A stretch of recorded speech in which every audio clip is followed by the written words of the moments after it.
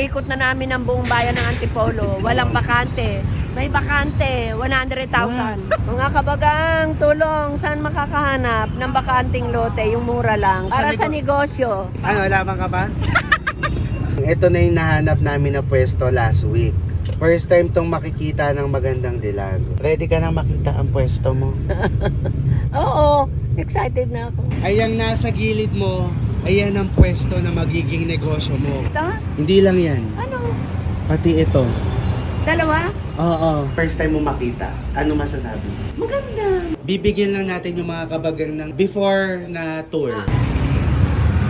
Pagpasok nyo dito, meron kayong parang alfresco dining. Ito ang dining area. Paggawi mo dito, merong window. Kasi ito ay namumove. Para kunyari, may order dito. Kasi Pero nandito, hindi mo na move. yan, meron ditong lababo, preparation area. Dito ang order, dito kuha, dito deliver, dito kain. Abangan nyo kung paano namin aayusin tong pwestong to. Hindi pa ito nakikita ni Ganda, pero ito na ang ating update. In 2 days tayo po ay magsa-soft opening na. Grabe na ang kaba natin kasi may sunog. Ayun na yung sunog, ang lakas.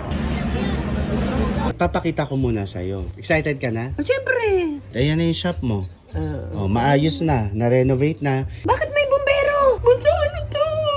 Bakit may sunog? Saan yan?